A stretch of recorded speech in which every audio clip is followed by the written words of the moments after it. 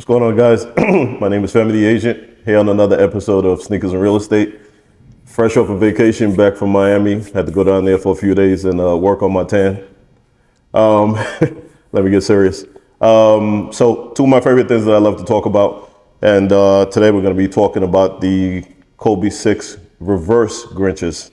So any sneakerhead, you guys know that they had dropped a pair of these. They actually dropped originally in 2010 and were re-released about 2 years ago. And now they decided to reverse the colors. So on the original pairs, they were green and it had the red shoelaces. So now they decided to make the sneaker red with the green shoelaces, because these normally, a lot of people usually wear around Christmas time because of the colors and the Grinch. But they dropped these a couple of months ago, and like I said, they swapped the colors. So to me, this is a really dope shoe, really light, really comfortable. If you're a basketball guy, you definitely need these. And if you're just a guy that loves sneakers, you would definitely love these. The snakeskin material, I think is a really dope shoe. So if you can get your hands on a pair, you definitely should. R.I.P. Kobe, definitely one of the best to do it. In my opinion, second to MJ, to my favorite, to my GOAT. And in real estate news, not really too much has changed with real estate market. Interest rates right now are in the high sixes. I think like 6.875, 6.75. So it's under 7% right now for the interest rates. So, anyone that asks me if it's still a good time to buy, I'm always going to tell you it's a great time to buy real estate. As long as you can afford the payment, I would always say jump in, because if you're looking to wait until the rates go back to the 2s and the 3s, you're going to be waiting a long time. I always feel like if you can afford the payment and it's manageable, it's always a good time, because all the tax benefits that you have, from home ownership and just being able to have your own space, I'm always going to take it instead of paying rent every month and getting nothing back out of it at the end of the year. So that's just my take on it. You guys can do, with that what you would like. But I have an esteemed guest. He's a father, author, realtor, gym rat. I don't know if I'm missing anything else. My guy, and he's my brother in real life. Jermain Miller. Glad to have you back, brother. Pleasure to be here. Yes. Glad to have you back, man. Yeah. Wanted to chop it up with you and find out what's been going on with you since we last spoke. Well, a lot of things been going on. First and foremost, it's always our pleasure to be in greatness. Thank you, bro. Thank you, bro. I appreciate you. You are, like you said, you are my brother. We talk a lot. We always making sure we're keeping one another operating at the highest frequency we can possibly operate at. But definitely, since the last time, obviously we launched a publishing company. Nice. And we've had a tremendous success around helping authors build a six-figure income with their books. Nice. So I've been focusing more on that. Also launched a ghostwriting company too. So I help authors who are extremely busy in real life write their manuscripts and get that to completion. So it's been, a lot going on, in addition to obviously being a full-time dad. That in itself, it is a lot. I mean, I'm a dad full-time. My kids are older now. My kids are adults now, 22 and 26. So you having young boys, that in itself is a full-time job. So you being able to balance fatherhood, your business, also doing the real estate, which I know that you do. A lot of people probably don't. Right.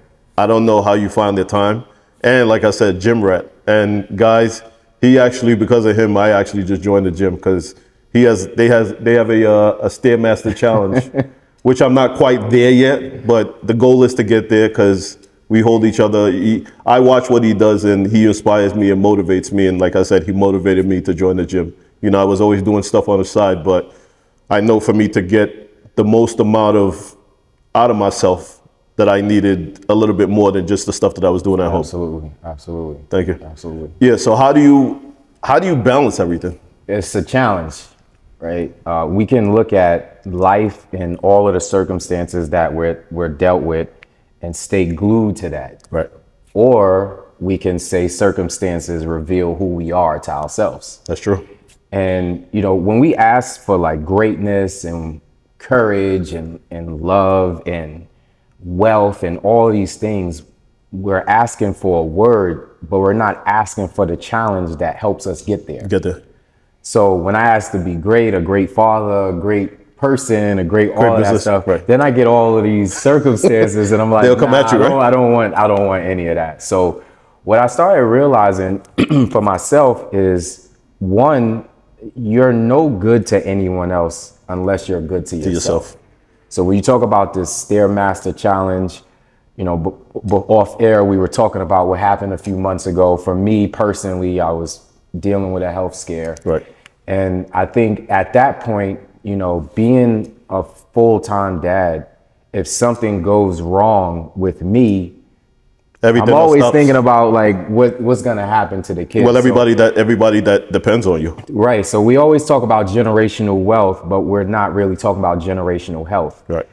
And there were some things that I needed to fix from a health perspective, right? Because if I didn't fix those things from a health perspective, then I could easily give that to my your children. Kids. It's true. And then they deal with the health issues. So I wanted to correct that. But the way you get the most out of all of this is what's your goals, right? And we always have to understand that a goal causes you to become a different type of person. Right. And if your goals aren't challenging you every single day, they're not inspiring, they're not getting you to the next level in your life, those are not really goals. Those are checklist items. Checklist items. Okay. Something I can do. Right. Right. And so what I started doing is I started asking myself, who do I want to be? What do I want to have? And what do I really want to accomplish in life? Right. And then I put those goals on a board and I said, in order for me to get there, what do I have to give of myself? Because I can't get something for nothing. It's true. It's a give and take. Right. So we put these big boards, I got a car on the board, a house on the board, and all these different things on the board. But we never say to ourselves, what do I have? Who do I have to become to accomplish all of this? Right. I got to be somebody different. It's true. And so when I started organizing my life, organizing the time with my children, organizing the time in the gym, organizing my time, with business and work and balancing. Right. That's the key to balance. That's when life started changing for me. I had a conversation with my mentor, Mr. Les Brown. It was one thing he said to me that changed my whole outlook. He said, Jermain, now that you're doing this, you have multiple businesses, you have your family. He said, you have to put yourself in a position where you're not spending so much time with your children that your businesses lack.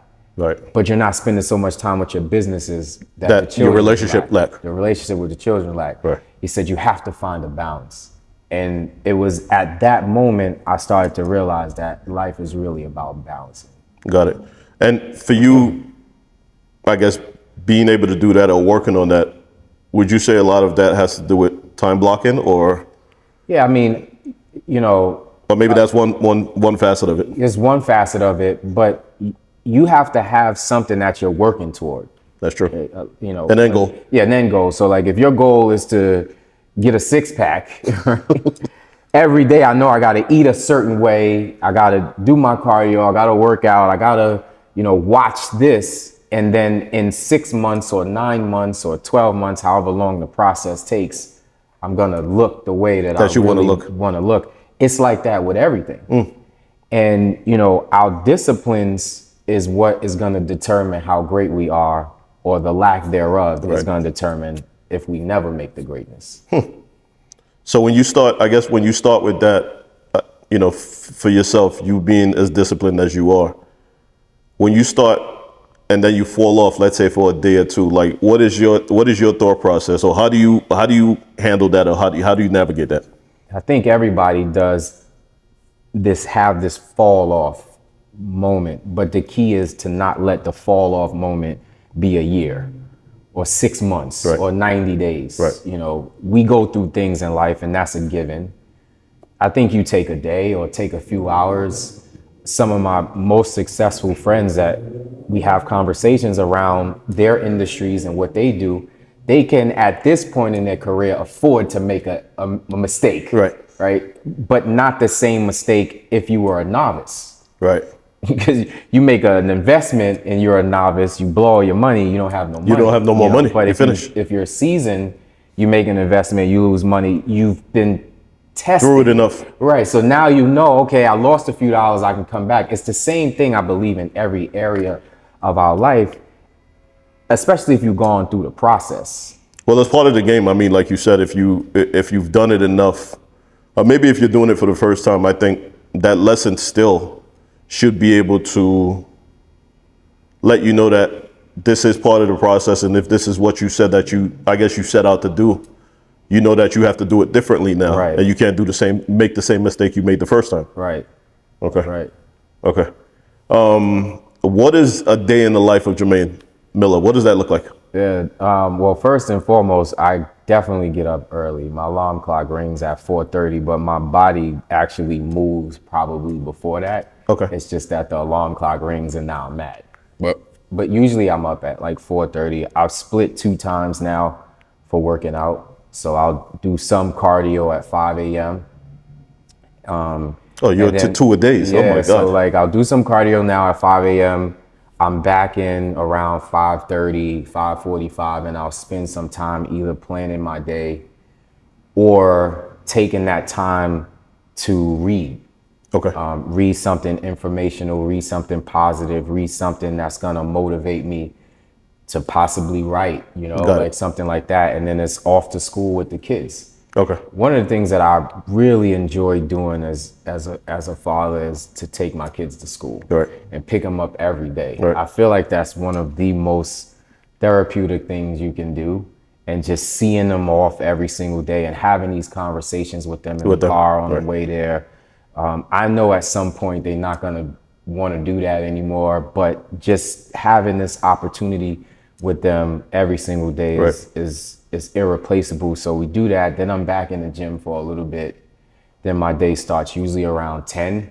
Okay. Where it's calls and coaching and Zoom and writing and breaking up my day until about 3. Then it's getting my kids and, one playing basketball, the other 2 playing soccer. I'm managing that. Then it's 1 is in the gym now, 2 in the evening. It's cooking, it's cleaning. And then my late work shift starts usually around 7, where I'm on calls, writing, and then I'm usually done by 10. At 10, I'm in bed by 10. By 10. Oh wow. Okay.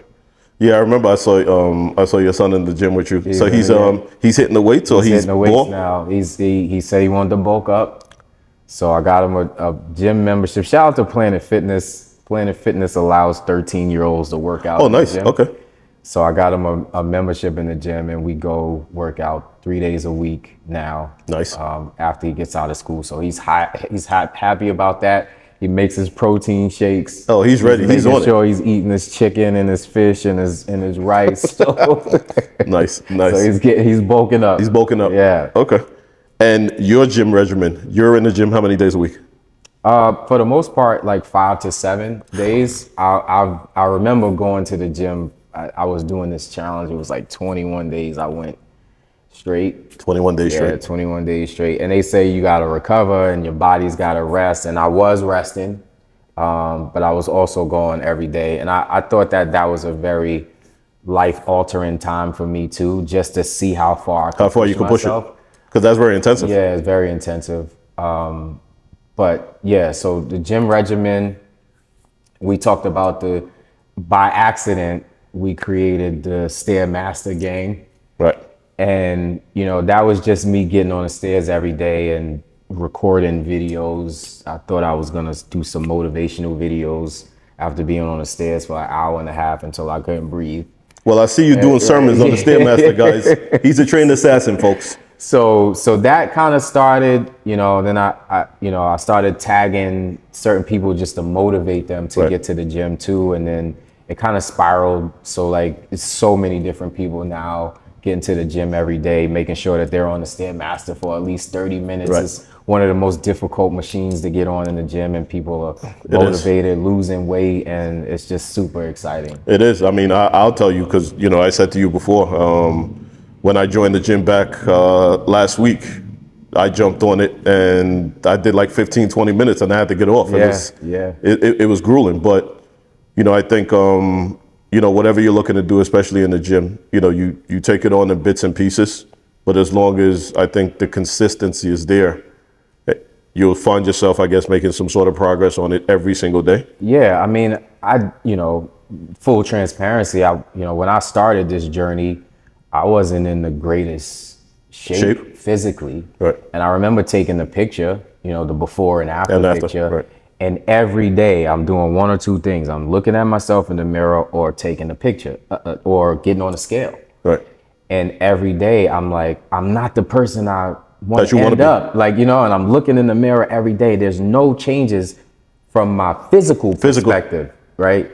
And then I think like maybe after 3 weeks or 4 weeks, I took a picture. Then I referred back to the first picture. And I'm like, oh my goodness, there is some change. Nice. Right. And then another month later, I look at that picture versus the first picture and I'm like, oh man, it's changed leaps and bounds. But then I'm still hard on myself. And well, every one of us, we're our own worst critic, right? Right. We are our own worst critic. And I think that that's life.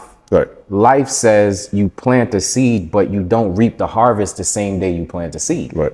You got to give it time to get the water. You got to give it time to get the sunshine. Right. You got to give it time to make sure you're tilling the garden and making sure there's no weeds that's coming up in the garden. You're protecting your crop, and then you get your harvest. Right. You don't go back to the ground and say, hey man, I planted my seed, where's my harvest? Where's my harvest? I don't. It doesn't work that way. Nature doesn't work like that. So if nature doesn't work that way for the garden and the harvest and all of the things that you planted, your body doesn't work that way either. But it doesn't work that way, like you said, I think, in anything. And, you know, we'll touch on real estate for a second. You know, a lot of real estate agents, you and I both talk real estate all the time. And, you know, you do real estate as well. But, you know, I've been in the game now 22 years. And, you know, you'll talk to agents that just came in less than a year and they're looking for instant gratification. Right.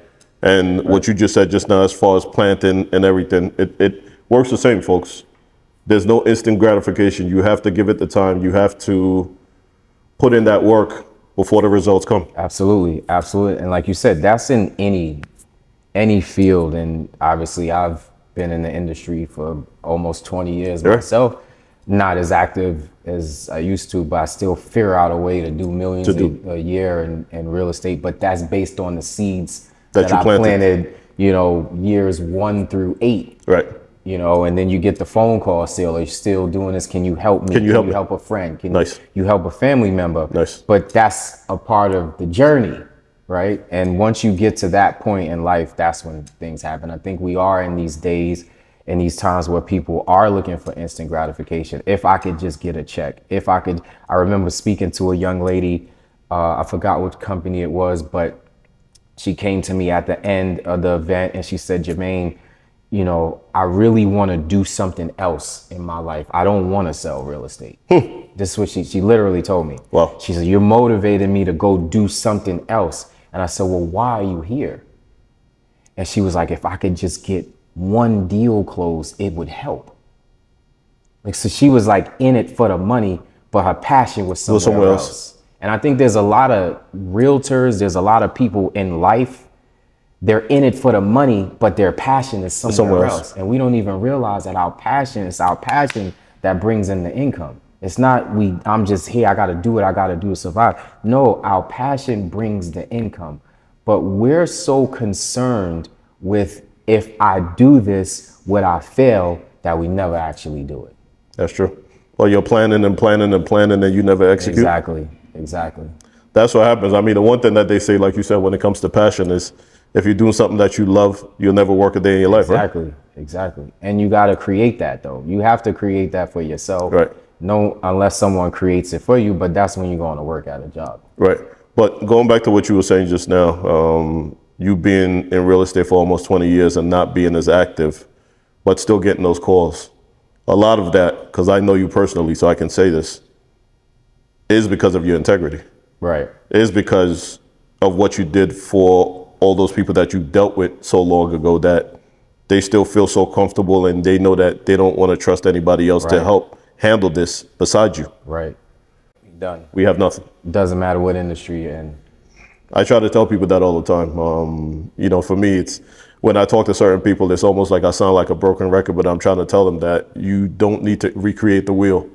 And whatever I'm going to tell you is not going to change. Right. I may try to tell it to you in a different way, but it doesn't. Right. The message is still the same. Right. Well, you're results, so you can just watch you climb the charts you always climb. Thank you. And it's wild when you see it, because it's like you kind of loosely throw it out there that, oh yeah, I'm number one, or I'm number two, or I'm number three. But the work ethic, I think, is what people miss. That's what they miss. To that point. It's like, oh, he's out here. But the times that you're not sleeping, the times that you up making the extra calls, or the extra door hangers, or the extra mailers, or the extra email, or the extra follow-up, the extra mile, people are not going anymore. Right. And that's where all the success is. It's in the extra mile. I think a lot of people, they don't want to pay attention to that because that's not sexy. Right. It's not sexy. Right. You can't put it on social media. No one wants to see that. I want to see the end result. I want to see the check. Yeah. Right. Yeah.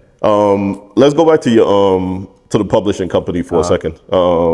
I think when we had spoken before, you said that you created that out of, would you say, frustration from how you saw things were going, or what brought that? So I'm now at book 4 for myself personally, my own personal books. Your own personal books, right. 4 books for myself. And in my second book, Wake Up and Live, well, my first book, Wake Up and Win, went through the process. That was what everybody knew me from and speaking. Right. But I went through this very interesting process with the publishing aspect of it. I won't get into the dynamics of it, but it put a bad taste in my mouth. You weren't happy with it? It's kind of like a situation where you're buying a home and you see the realtor and you like, I can be a realtor if this person's a realtor. Right. Right? So right. I was just I knew I was gonna write more books. So my philosophy was, if I can just figure out how to do this for myself, right, then I don't need to call anybody. That was the whole intention. So I did it. I wrote my second book, Wake Up and Live. It was during COVID. I remember I wrote the book in 6 days. The Wake Up and Win, I wrote in 2 years. Wake Up and Live, I wrote in 6 days. And I understood the process. And that was still my highest selling book, even to this day. Nice. The second one. And then I wrote the third one. And then I wrote the fourth one. And then the second one that you wrote in 6 days is the highest selling? Still. And what started happening is that you were in a groove. I was in a groove, and I made a goal. I said I want to write 100 books.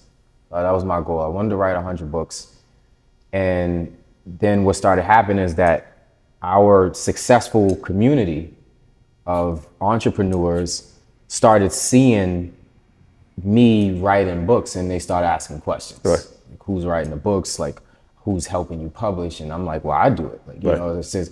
So we start having questions. We start having conversations around their success in their industry and how a book could change their lives by giving it out to people or selling it to people. The very same thing that they're talking about, how it can reach and change many lives. Because what happened to me was I was at an event with Les, and he looked at me and he said, "Where's your book?" Just completely. Well, I know it wasn't random, right? But he's like, "Where's your book?" And I'm like, what are you talking about? Book? Like, I don't know. I mean, it's on the way, I guess. I don't know. Right. And he looked at me after and he said, Jermain, you don't realize that the impact on people's lives you'll have and the legacy you'll leave behind by just writing a book. Wow. And I didn't realize that. And so from what that same message, that's what that he gave me is the same message that I now speak about when it comes down to leaving a legacy. You never think you're leaving a legacy with a book. I never thought that way either.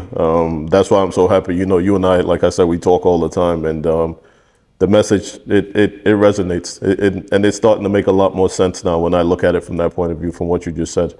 Yeah, people, The only reason why most people don't write a book is, one, they don't believe that their story or what they've gone through in life is valuable to others. Number two, they don't think that they can earn any money doing it. And number three, they think that they have to succeed more in life than where they are. And what we don't realize is that the things we go through in life is never about us, but we make it about us. Right? It's about the people's lives will change because we overcame. You know, the three types of people are the person who's getting ready to go through something, the person who's already in it, and the person who came out of it that might be suffering the trauma. Wow. And if I overcame that, then now I can go back and look at the person who's getting ready to go through it, or the person who's going through it, or the person who just came out and dealing with the trauma, and say, hey, I've been there before, I can help you. But if you don't write the book, you can't get your message with your story. Wow. Never thought about it that way either. So it doesn't matter if it's a life story. It doesn't matter if it's your entrepreneurial work. You have a story within your story of how you became who you are. There's a process that people have to go through in real estate to be successful. There's a process that people have to go through to write a book to be successful. There's a process that people have to go through to get healthy, to be healthy, right? So if you have that and you've gone through it, you can write about that, and the people that need to hear your voice will hear your voice and follow you. We don't need to change the world. We just need to change our community. And our community could be 10,000, 20,000, 500, 10, it doesn't matter, but that's our community. And once we start focusing on that, then our lives change for the better. Because it can always expand and go from there. Exactly. Once the message gets out to the right person, or to one person, then they share it, and then it just continues to go. Exactly. Wow. So going back to what you were saying with your journey with the weights and the gym, from the time that you started this process to now, how much weight would you say that you've lost in that period of time? Well, in terms of weight, the actual weight, I lost 30 pounds in the last 3 months. 3 months? Yeah. But the weight physically didn't start melting until I was able to drop the weight mentally that I was holding. That you were holding on to. Yeah, and I think that's the challenge for most of us. A lot of people, right? We're trying to weave through, getting to certain points in our life, and we're carrying so much weight. I remember I literally was gonna put this online. I'm doing these shoulder presses in the gym, and I got 225 pounds, and I'm getting ready to push it up, and I'm pulling it down, pushing up, and I'm pulling down, and I go, man, if I move any way, I could blow my shoulder out. So I put the weights back on the rack, and I said, this is what life is. We can carry all this weight. We can. But we don't have to. And when we do carry it too much, sometimes things go out. It's true. When we didn't have to carry all of that that weight. We didn't have to. So I think when we release things, release people, release circumstances, release situations, then we can focus on the task at hand, which is really us. If we can't take care of ourselves, we're no good for anybody else. Right. And you think the easiest way to release some of those things, would you say, would be through working out, or would you say through therapy, or what would you say? I mean, for different people, everybody has a different route, or how they release it. But I guess just in general, what would you say to anybody who's listening? We have to get to the place of our whatever rock bottom is. I don't want to deal with this anymore. It's like you can be broke in life, and then you get a check, and then no longer feel like you were broke anymore, but you still in that space because you didn't make the adjustments. Right? That's true. So it's like you didn't make the adjustments. You didn't. You just got a check. Now you go right back. So I think it's super duper important for us to get to a space where we're at this rock bottom place, and I'm like, I don't want to be here no more.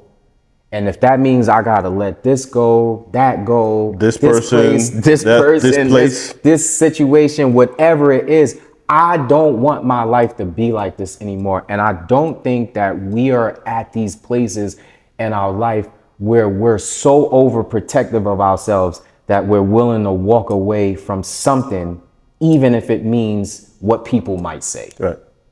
So I think what you said, yes, you go talk to somebody.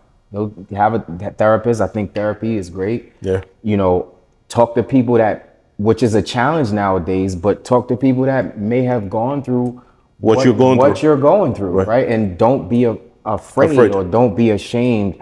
That helped me early on. And then just knowing that I have close friends that's there to support. Like, you don't need to give me money. I just needed somebody to talk to. Like, just go out or step outside, because a lot of the depression comes from just being stuck in the corner, right, in a room, in this dark place. And you got to be able to break free of all of that to see how valuable you are. And I think that that's important too. Knowing how valuable you are, knowing that you have a place on this earth, knowing that you have a purpose, knowing that someone needs to hear that you were able to make it through whatever time you were going through so that they can make it through too as well. Right. And you know what's so funny about what you were saying is, when you talk about talking to someone, I think for a lot of us, because we all pretty much came up the same way, that there was always this stigma that was put on that, whoever you were talking to, or if you go talk to somebody, that means that something is wrong with you. And it's like, that's the furthest thing from the truth, because I think for a lot of us, there's a lot of different traumas that we might have, been through, and that, like you said, you're just holding on to, and you can never pivot to go do something else because you're still holding on to that. Yeah, I'm writing my sixth book now. I had a book that I didn't release, which I'm getting ready to release. It's called The Entrepreneur Author, but that's something else. But I'm working on my sixth book, called The Unplanned Pivot. Yeah. And I'm talking about facing the trauma of, how life looks, right? Some things we never forgive, some things we never get over, but also of the things that we've done in life. Right. Like, we have trauma from things that we've done, and we never go deal with that. We just keep moving, and we don't deal with what happened when we was 15, or what happened when we was 20, or what happened when we was 25. We don't deal with those things, and we carry them through life. So it's very important that we figure out, and you can only really do this when you spend some time and get to know who you are as a person, and why you act this way, and why you talk this way, and why you respond when people do certain things to you this way. That may trigger those things. You can only then be able to say, you know what? This has to do with my trauma. I gotta let this go. Wow. Nice. Okay. And then also, from the last time that we talked with JM Publishing, you've written about how many books? About 30 books, right? Or published about? Yeah, we've published now over 25 books in the last year or so. There's about 30 in the pipeline now, all super successful entrepreneurs, people who have incredible stories in life. But there's something else that we started working on, which I can share here. I started seeing authors release books with no community.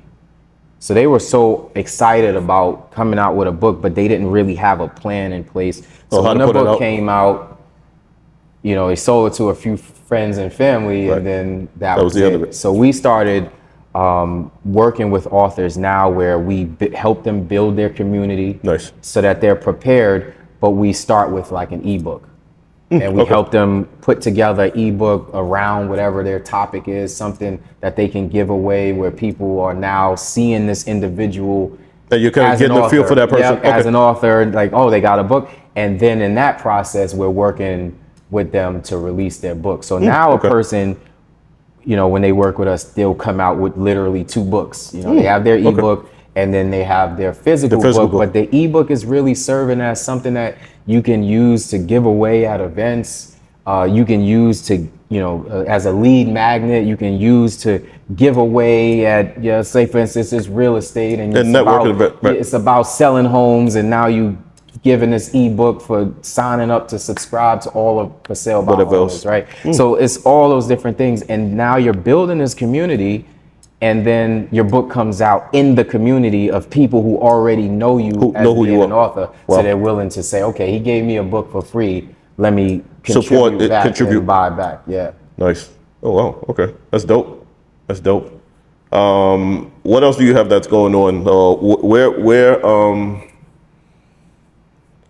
I guess for Jermain Miller, the next 2-3 years, where do you see yourself, or what's the plan? Yeah, I launched a new business. It's a marketing company. It's still new in the works. It ties into the publishing company. So that's my baby now. We're working on that. Hopefully it'll be up and running in the next few months. Publishing, obviously, I want to get it to a space where it's really working on its own. We have 3 courses now. I want to try to push it more as an academy, where if people don't have the resources to pay, they can go and get the course. And it would literally go over all the dynamics of how to publish a book from start to finish, like publishing for dummies. But then there's other courses that we've created, like the entrepreneur course, the entrepreneur author course, Just Write the Damn Book. It's like a motivational course and book that motivates you. Stop playing around, right? Yeah. And then I have a course called Your Ebook is Gold, and it talks about what we just talked about, like how to build a business with an ebook. So I'm using what the issues are, and you're addressing when it comes down to the publishing concept, and I'm addressing the issues. So we'll be focusing more on the content around that, the ebooks, the courses, and things like that. So where that's not much, I'm writing books, but I'm not writing them as many as I was doing before. But I mean, listen, bro, the stuff that you're doing, people pay attention to.